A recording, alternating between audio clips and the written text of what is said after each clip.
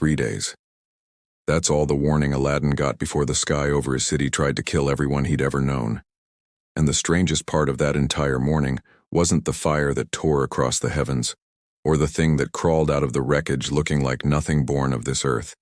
The strangest part was that a street thief with 2 wishes left in an old brass lamp turned out to be the only thing standing between his world and total annihilation. This is that story. The city of Al-Zahra smelled like cardamom and dust in the mornings, and Aladdin had learned to love both. He was 17, maybe 18. Nobody had ever bothered to write down the day he was born, least of all his mother, who died before he was old enough to ask her. What he did know was the shape of every alley between the Grand Souk and the river docks, which merchants left their stalls unwatched at noon prayer, and exactly how far he could push his luck before the city guard remembered his face. He was, by any honest account, a thief, a good one. Not cruel, not greedy beyond what kept him fed, but a thief all the same, and he'd made a kind of peace with that a long time ago. A boy with no family and no trade learns to take what the world won't give him freely, or he starves. Aladdin had chosen not to starve. That morning he was perched on the low wall behind Hassan the baker's shop, waiting for the old man's back to turn so he could lift 2 loaves of flatbread still steaming from the oven, when the sky did something it had never done before. A line of white fire tore across the blue, east to west, faster than any bird, faster than any arrow. It didn't arc like a falling star. It didn't flicker like a comet. It moved like something that knew exactly where it was going. Aladdin forgot about the bread. He wasn't the only one. Half the souk had stopped to stare, hands shading eyes, murmurs rising into a low hum of confusion. An old woman selling dates dropped her scale. A child pointed and laughed, thinking it was a festival trick. The line of fire curved, actually curved, bending against the sky like a whip, and came down somewhere beyond the eastern dunes, past the old aqueduct ruins where nobody but goat herds and smugglers ever went. The sound reached them a few seconds later. Not thunder. Something flatter, heavier, like the world itself had been struck with a mallet the size of a mountain. Dust rose in a column on the horizon, thin and gray, climbing far higher than it should have. End of days, someone muttered behind him. Mark it. The sky is falling. Aladdin didn't believe in the end of days. He believed in opportunity, and something that fell from heaven and struck the earth hard enough to shake dust into the sky from 3 miles away was, whatever else it was, definitely something. Something that might be worth a look before the guards sealed the road, the way they always did whenever anything interesting happened within a day's ride of the palace. He grabbed the bread anyway, old habits, and was gone before Hassan turned around. By the time Aladdin reached the aqueduct ruins, the sun was dipping low and orange, and he was not the first to arrive. A dozen or so locals stood at a cautious distance around a shallow crater gouged into the pale rock, murmuring, pointing, none of them brave enough or stupid enough to get close. In the center of the crater sat something that did not belong in this world. It was not a rock. It was not metal in any way Aladdin understood metal. No hammer marks, no seams, no rivets. It was smooth and dark, curved like a river stone but the size of a small house, and along its surface ran thin lines of soft blue light that pulsed slow and steady like a heartbeat. A jinn's chariot, an old herder said, crossing his fingers in an old warding gesture. Sealed away for 1,000 years, and now it's broken free. A star, said another. A piece of a star, fallen to punish us. Aladdin said nothing. He'd heard 100 stories about jinn and curses and stars that punish sinners, and he'd learned that most of them were things people said because the truth, I don't know what this is, frightened them more than any story could. He crept closer than anyone else dared, close enough to feel heat still radiating off the thing's surface, close enough to see that the blue lines weren't just glowing.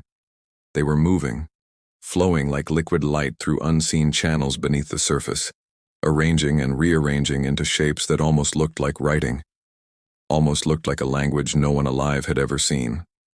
Then, without any warning, without any sound of tearing metal or grinding stone, a seam appeared where there had been none. and the smooth black shell split open like an eye. The crowd scattered, screaming. Aladdin didn't. He should have. Every instinct that had kept him alive on the streets of Al-Zahra for a decade was screaming at him to run. And yet his feet stayed rooted, because what stepped out of that opening was unlike anything in any story he had ever heard whispered around a fire, and some traitorous, curious part of him needed to see it anyway. It was tall.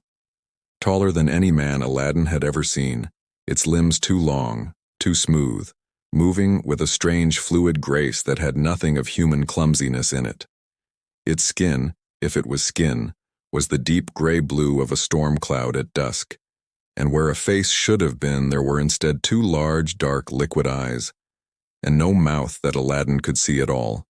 It wore no clothes, no armor that he recognized.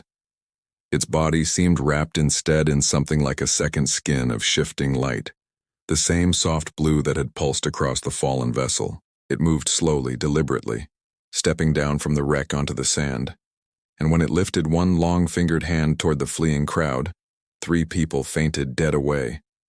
Aladdin, against every ounce of good sense he possessed, stepped forward instead of back. "Hey," he said, because he didn't know what else to say to a fallen star that had grown arms and legs.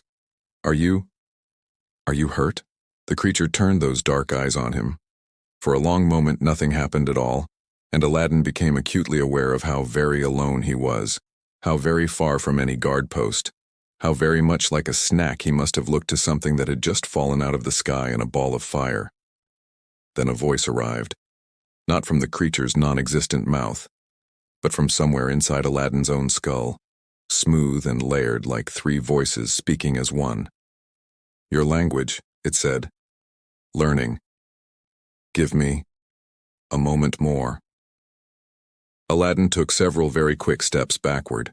"Apologies," the voice continued, clearer now, still strange in its rhythm but understandable. "I did not mean to alarm you.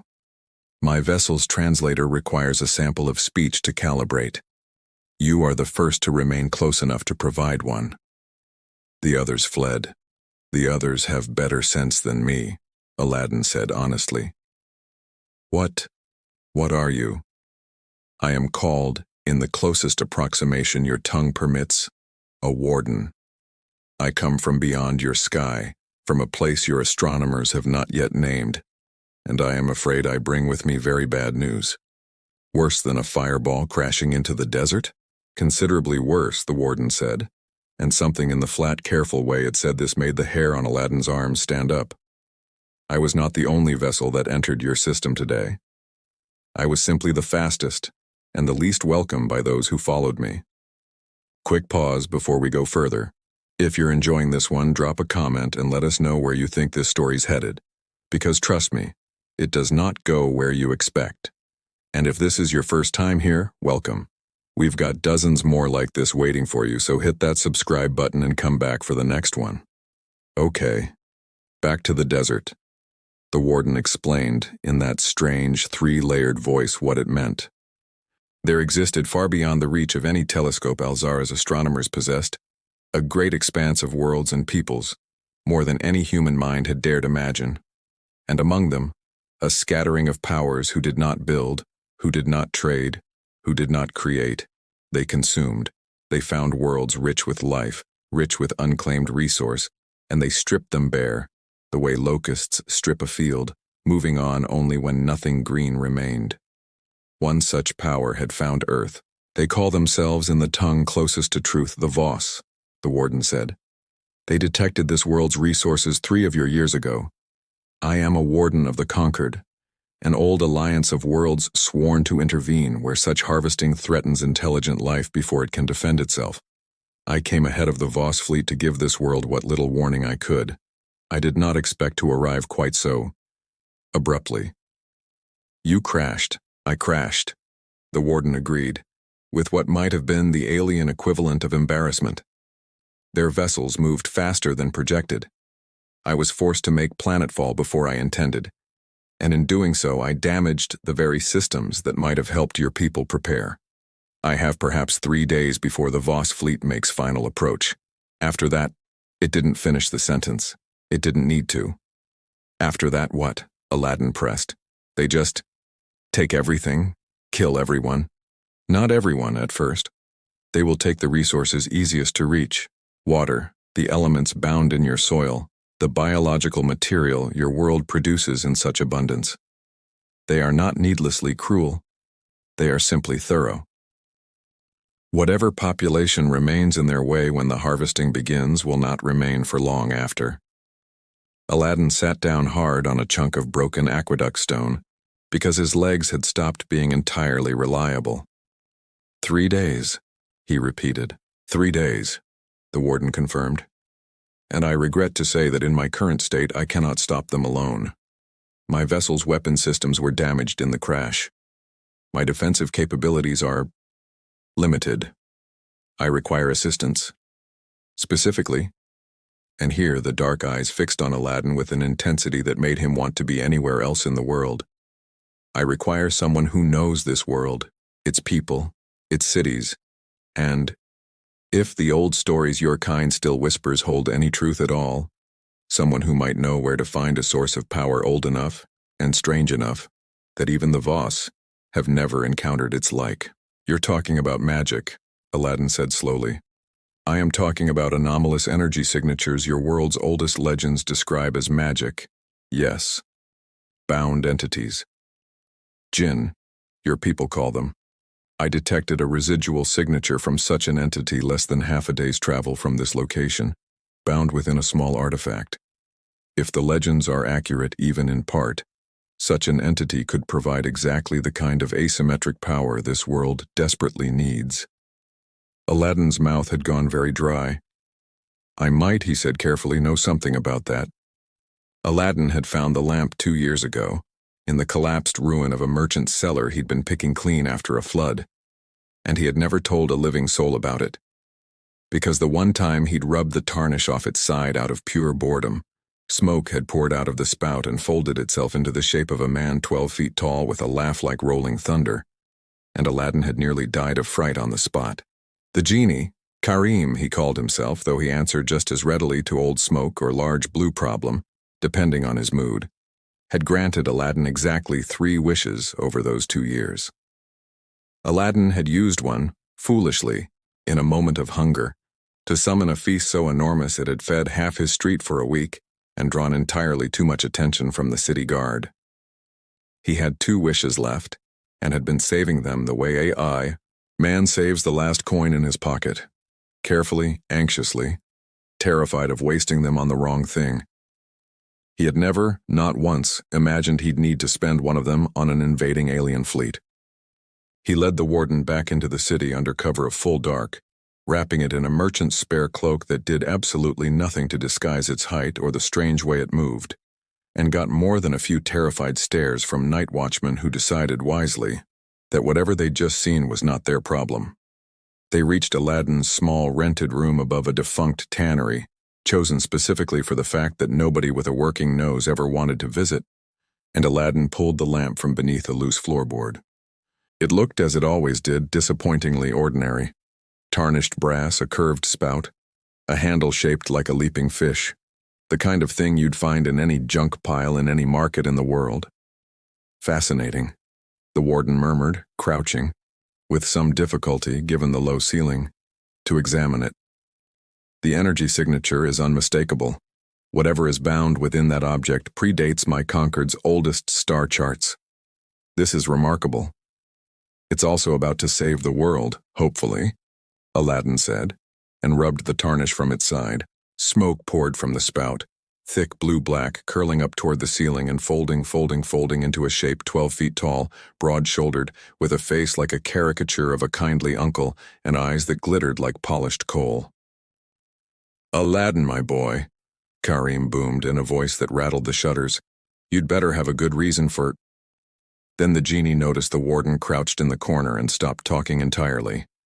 There was a long, extremely tense silence. Greetings, the warden said carefully. I did not expect to encounter a being of your nature in this system. My records of bound elemental intelligences are incomplete, to put it generously. Karim's glittering eyes narrowed to slits. And I, he rumbled, Have never in 4,000 years of imprisonment smelled anything quite like you, star thing. What manner of jinn are you? Fireborn? Smokeborn? You've got no smell of either. I am not a jinn, the warden said. I am not from this world at all. I am afraid, old spirit, that we have very little time for introductions, because your world is in a great deal of danger, and I have come to ask both of you, human and jinn, for help I have no right to ask for. Karim's massive arms crossed over his chest, and for the first time since Aladdin had known him, the genie looked genuinely uncertain. Explain, he said. And explain quickly, star thing. I don't like surprises, and I like this one least of all. So the warden explained again.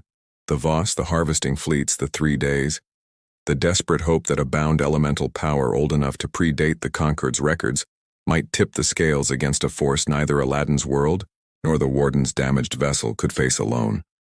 When it finished, Karim was quiet for a long moment. 4,000 years, the genie said finally, more softly than Aladdin had ever heard him speak. I have granted wishes to sultans and thieves and fools and saints, and in all that time nothing has ever asked me to save a world. Only wells, palaces, the occasional dead wife brought back wrong and regretted immediately. He looked down at Aladdin. You have 2 wishes left, boy. Are you truly prepared to spend them on this? Aladdin thought about the souk in the morning light, the smell of cardamom and dust, Hassan's flatbread, the old date seller who'd dropped her scale, the child who'd laughed at a falling star thinking it was a festival trick. He thought about all of it simply ceasing to exist, stripped down to bare rock by something that didn't even consider human life worth the cruelty of hating. Yes, he said, whatever it takes. Then let us discuss, Karim said, exactly what a wish can and cannot do against a fleet of starships, because I promise you, boy, this will require more cleverness than brute force, and I am afraid brute force is rather more my specialty. News of a fallen star and a sky monster traveled through Al-Zahra faster than any of them wanted, and by the following morning, it had reached the one man in the city who could turn a crisis into an opportunity faster than anyone alive. Grand Vizier Zorak, chief advisor to the Sultan, a man whose ambitions had long since outgrown the modest title he currently held. Zorak had spent 15 years as the power behind an increasingly frail Sultan's throne, and he had spent most of those years dreaming of the day the old man's health would finally fail and leave the crown, and Princess Yasmina, whether she liked it or not, in need of a steady hand to guide them both. A falling star and a monster from the sky were, to most people, terrifying omens. To Zorak, they were leverage.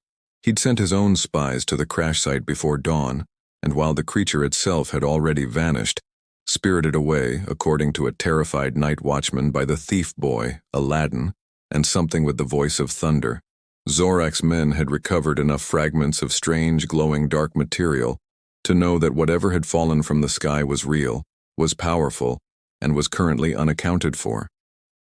He brought the fragments to the Sultan's court that very afternoon, laid them dramatically before the throne, and declared, with his most convincingly grave expression, that the omens spoke of the kingdom's imminent doom unless drastic measures were taken, measures that conveniently required granting the Grand Vizier significantly expanded emergency authority over the city guard, the treasury, and, should it prove necessary, the royal betrothal of Princess Yasmina to whichever suitor could best protect the realm in this time of crisis. Princess Yasmina, seated at her father's side, had heard enough vizier speeches over the years to recognize a power grab dressed up in a prophet's robes when she saw one. Forgive me, vizier, she said before her father could respond, but if the kingdom is truly in such danger, wouldn't it be wiser to actually investigate what fell from the sky, rather than simply seize control of the treasury in its name? A ripple of quiet laughter ran through the assembled court. Zorak's smile thinned considerably. Princess, he said, with the strained patience of a man who had hoped nobody in the room possessed a functioning brain that day. These are matters best left to those experienced in taking advantage of frightened people, Yasmina finished sweetly. Yes, I'm aware of your experience in that area. The Sultan, who loved his daughter dearly and had grown considerably more tired of his vizier's ambitions than either man realized, allowed himself the ghost of a smile. The princess raises a fair point, Zorak. Find this thief boy. Find this creature. Bring me facts before you ask me for my daughter's hand in marriage to whichever prince you've already been courting behind my back."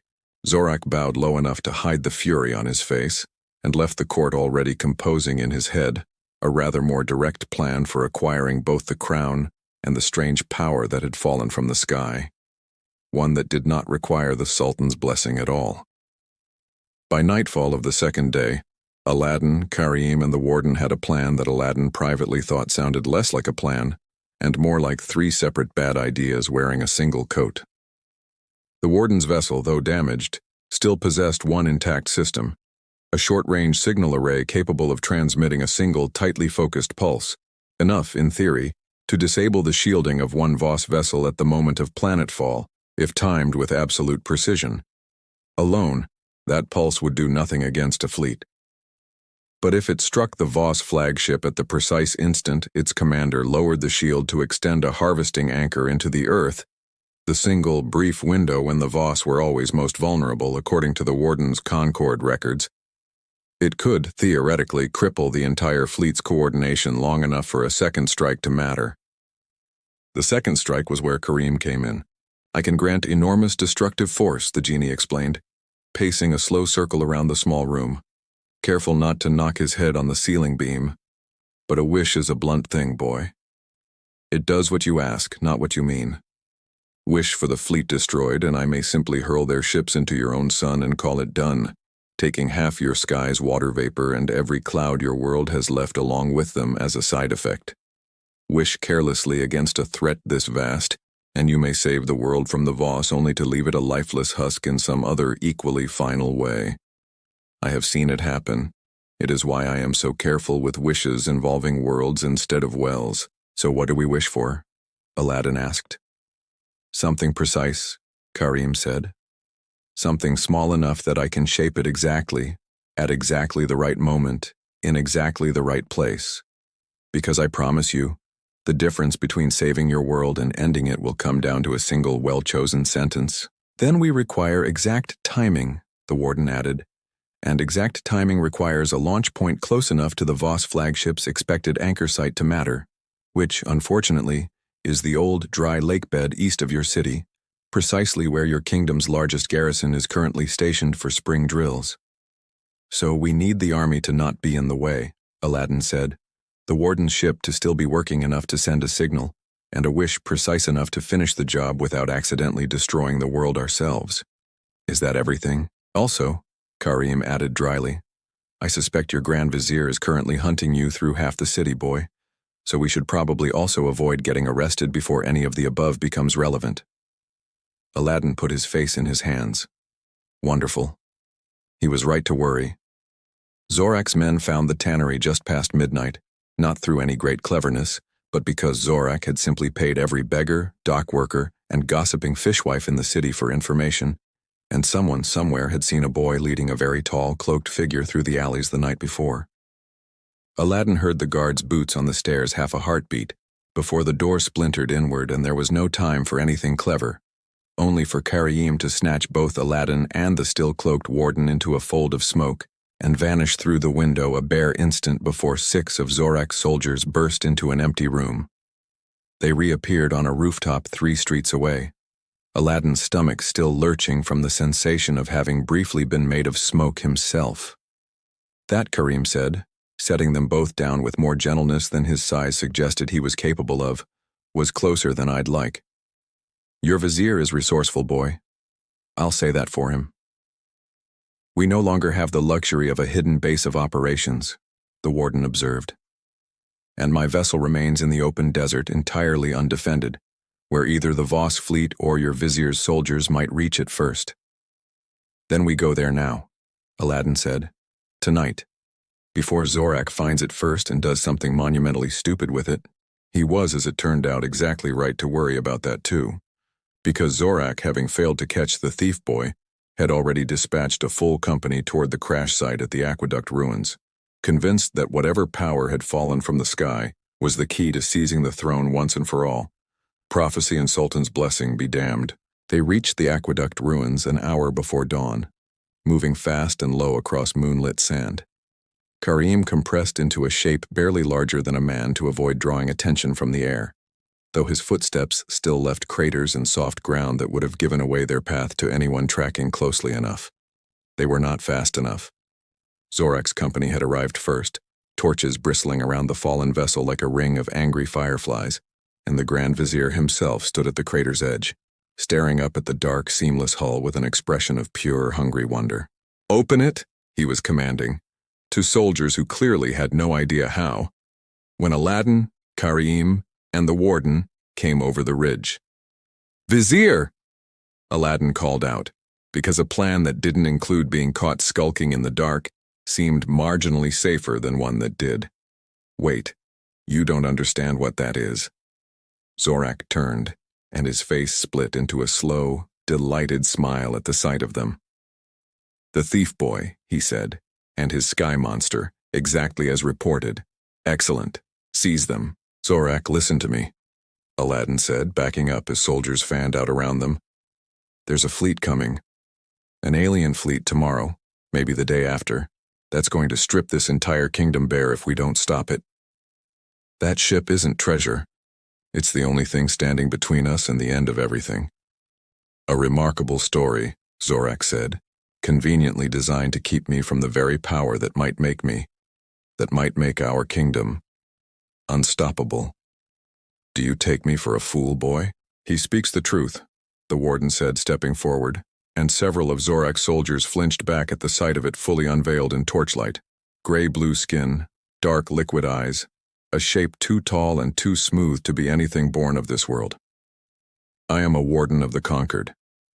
I came to warn your people, not to conquer them.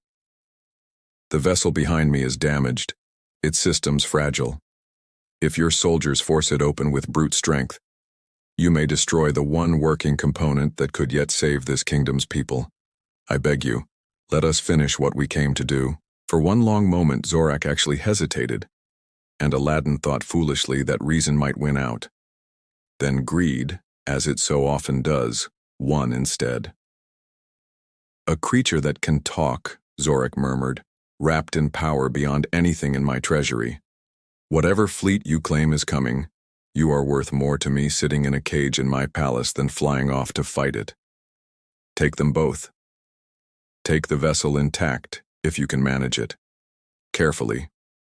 "That," Karim rumbled, the ground beginning to tremble faintly beneath his growing shadow, "was a mistake, little man." What happened next took less than a minute, though Aladdin would remember every single second of it for the rest of his life. Karim unfolded to his full, towering height, 12 feet of shifting blue-black smoke, solidifying into something with the mass and menace of a small mountain.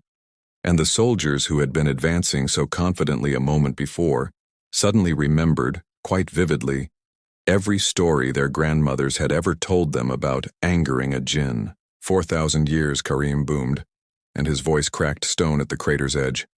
"I have served fools who wished for gold, for crowns, for the deaths of rivals. Never once has anyone dared threaten a task that might save an entire world out of simple, petty greed. I find that I do not care for it." He did not kill anyone. Aladdin would learn later that genies bound to service were forbidden by the oldest laws of their kind from taking life outside the terms of a granted wish, a mercy that had apparently never once occurred to Zorak to research before threatening one. But he didn't need to kill anyone to end the confrontation.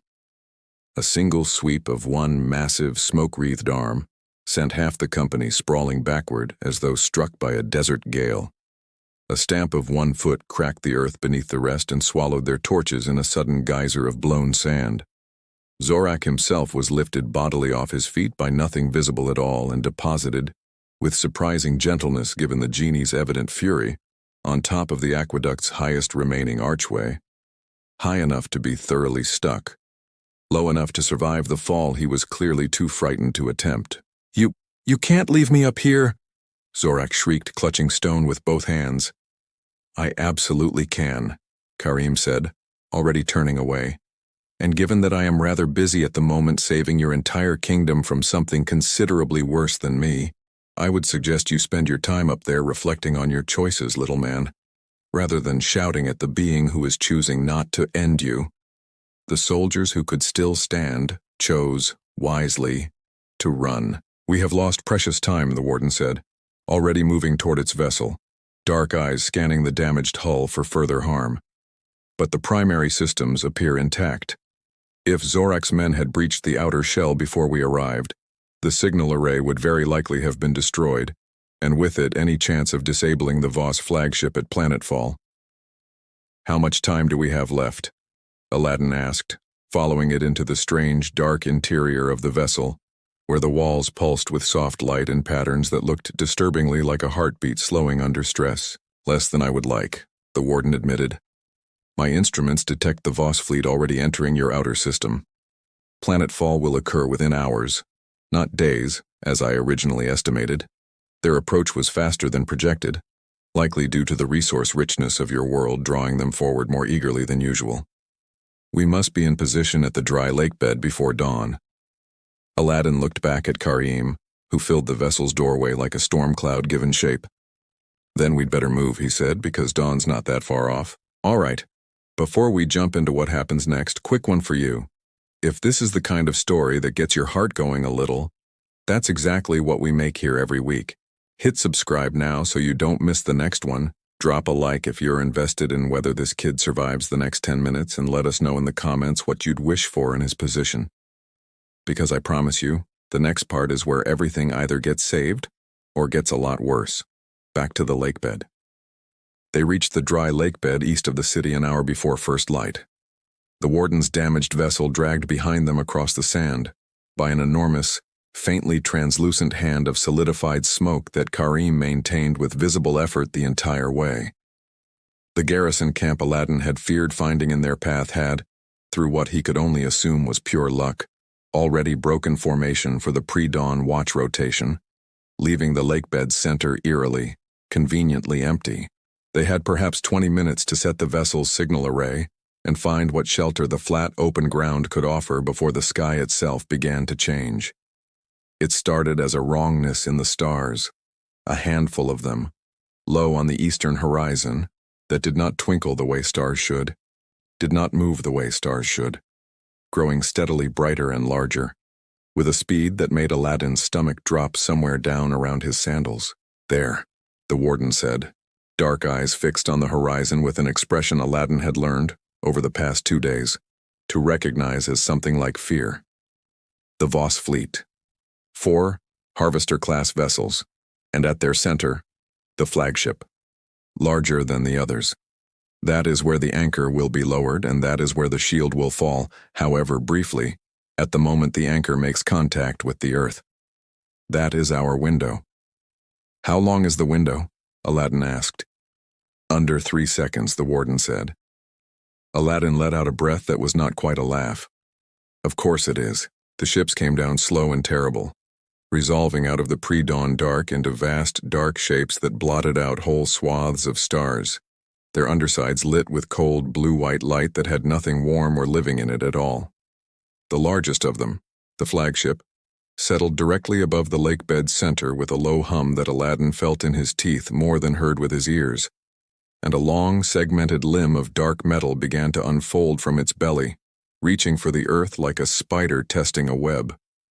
"Now would be an excellent time," Karim said, voice tight with a tension Aladdin had never heard in it before, "to tell me exactly what you intend to wish for, boy, because I promise you, there will be no time to reconsider once that anchor touches ground."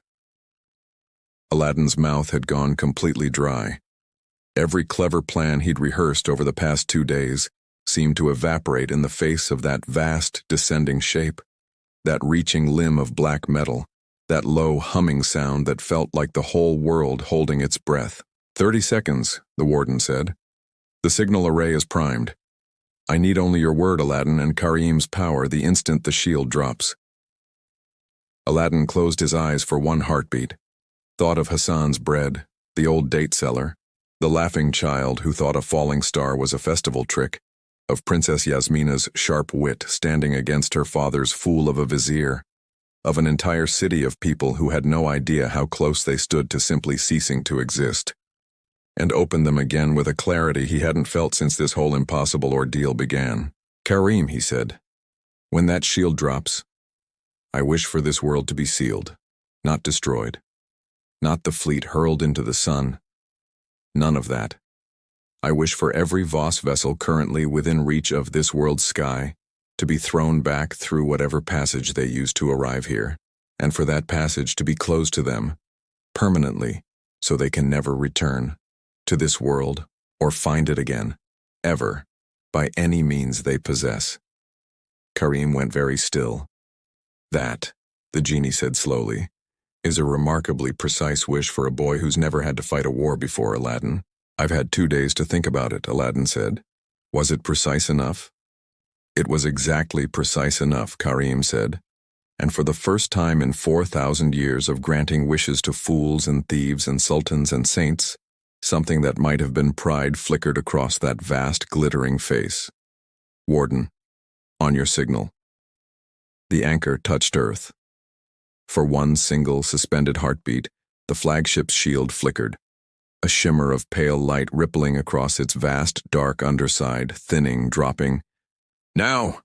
The warden shouted, and its damaged vessel released its pulse in a single blinding lance of light that struck the flagship's exposed hull dead center, and every light aboard every visible Voss vessel flickered and dimmed at once, their engines stuttering, their formation breaking apart in sudden confused disarray. And Karim, unfolding to a height and shape Aladdin had never seen him take before, vast and blue-black and blazing with a light that turned the whole dry lakebed to noon in an instant, raised both enormous arms toward the broken sky, and roared the shape of Aladdin's wish into being. The world did not end. That was the first thing Aladdin understood, lying flat on his back in the sand where the force of Karim's wish had thrown him, staring up at a sky that had, moments before, been full of vast dark ships and cold blue light, and was now simply full of stars, ordinary stars twinkling the way stars had twinkled every night of Aladdin's entire life. The Voss fleet was gone, not destroyed. Aladdin could feel somehow in whatever strange way the wish had settled into the world's bones, that they still existed, still lived, simply no longer here. Hurled back through whatever tear in the world they'd used to arrive, that tear sealed shut behind them like a wound closing over. It is done, Karim said, and his voice, when it came, sounded impossibly tired, the way a mountain might sound tired after holding up the sky for a day too long. He had shrunk back down to something closer to human scale, kneeling now in the sand beside Aladdin, smoke curling faintly off his shoulders like steam off a hot stone in cold air. The passage is closed, boy. Sealed as you wished it. They cannot return by that path nor by any other path their kind possesses. I made certain of that in the wish's shaping. Your world is safe from the Voss. Truly, entirely safe. Aladdin sat up slowly, every muscle aching, and looked out across the dry lake bed at the churned, scorched earth where 4 vast alien vessels had been standing not 5 minutes before. We did it, he said, disbelieving even as he said it. We actually did it. You did it, the warden corrected, limping toward them across the sand, one arm cradled against its chest where some fragment of debris had struck it during the final moment of the wish. A precise wish, shaped by a bound power older than my Concord's oldest records, executed by a boy who had never fought a war before 2 days ago. I have served the Concord for longer than your kingdom has stood, Aladdin, and I have rarely seen a threat of this magnitude resolved with such elegant restraint. You could have wished for destruction. You wished for a door to be closed instead. That distinction may be the very thing that kept your world whole. Aladdin looked down at his hands, still trembling faintly with the last of the fear that had gripped him the moment that anchor touched the earth. I had a good teacher, he said, glancing at Karim, and a strange traveler I very nearly didn't listen to. Flattery? Karim rumbled, though something in his glittering eyes looked almost fond.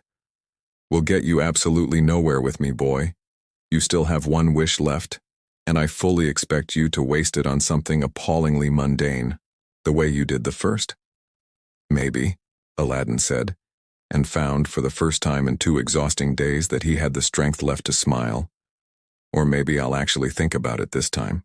Dawn broke properly over Al-Zahra a short while later, gilding the minarets and the souk rooftops in the same soft gold it always had, as though nothing at all had happened, as though the sky had not hours before been full of alien ships come to strip the world bare.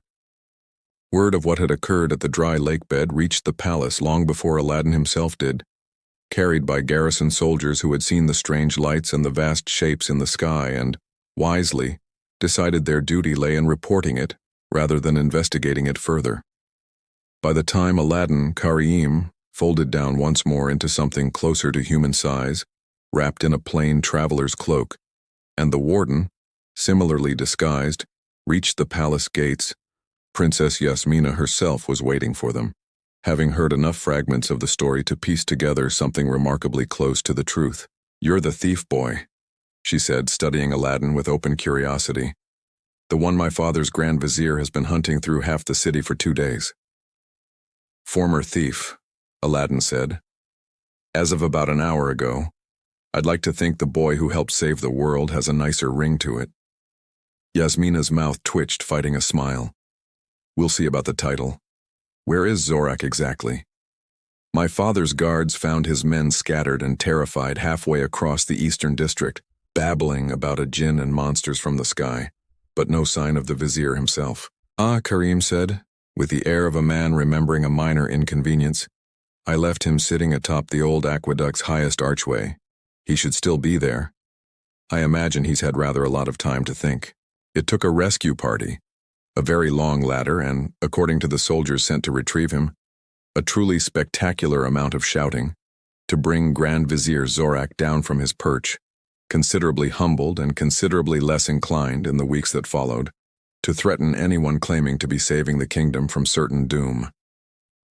The Sultan, once the full and increasingly improbable story had been laid before him, stripped Zorak of his emergency powers on the spot, and quietly began the long, careful process of finding a Grand Vizier, whose ambitions extended no further than actually governing well. Princess Yasmina, for her part, insisted on hearing the entire tale from Aladdin directly: the falling star, the warden, the genie's fury, the wish shaped with more care than Aladdin had known he possessed, and found herself, by the end of it, considerably more impressed by the thief-turned-savior than she expected to be. "Your world is fortunate," the warden told the Sultan's court, once it had finally been permitted to speak plainly without soldiers reaching for their swords, in ways it may not yet fully understand. "The Voss will not return. That door is closed. But other dangers exist beyond your sky, and other worlds will one day need the courage this boy showed today. I will remain, if your kingdom permits it, to help however I am able, until my own people can send a proper envoy." The Sultan, still faintly bewildered by the entire affair but grateful beyond measure, granted the request without hesitation. Karim vanished back into his lamp that evening, worn thin from the effort of the day's wish, though not before pulling Aladdin aside one last time. "You have one wish left, boy," the genie reminded him. "Choose it carefully. You've already proven you're capable of more restraint than any master I've served in 4,000 years.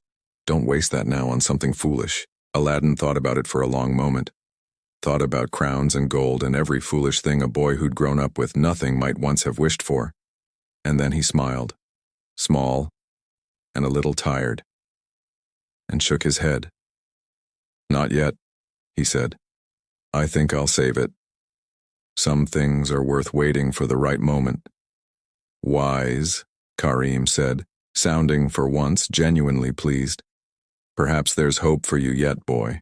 And with that, in a curl of blue-black smoke, the genie folded himself back into his lamp, leaving Aladdin standing alone on a palace balcony as the last light of an exhausting, impossible day faded gently over the rooftops of Al-Zahra. A thief no longer, a boy who had looked up at a falling star and, instead of running, had chosen to help. Al-Zahra changed slowly in the months that followed, the way a city always changes after it survives something it was never supposed to survive, quietly in small ways that only the people who lived through it would ever fully notice. The Sultan, still healthy enough to reign but wise enough now to lean more heavily on counsel he actually trusted, appointed a new Grand Vizier from among the city's own scholars, a soft-spoken woman named Farida, who had spent 30 years cataloging the kingdom's grain stores and irrigation records rather than scheming after crowns. and who accepted the position with the weary resignation of someone who would clearly have preferred to keep cataloging grain. Zorak himself was quietly stripped of his lands and sent to oversee a distant, unglamorous provincial outpost near the southern border, where the Sultan reasoned his particular talent for turning small problems into large ones would, at the very least, be contained far from the capital. The warden remained in Al-Zara exactly as long as it had promised, though remained turned out to mean something considerably more active than anyone expected. Its damaged vessel, repaired over long weeks with tools and materials scavenged from half the city's finest smiths and glassmakers, none of whom fully understood what they were building, only that the tall, gray-blue stranger who had helped save their kingdom asked for their help and paid generously for it, eventually limped back into working order. Rather than depart immediately, the warden chose to stay through the following spring, teaching the Sultan's astronomers to read the sky in ways they had never imagined, showing Yasmina's scholars fragments of knowledge about worlds beyond counting, and quietly, patiently, preparing the kingdom for the day.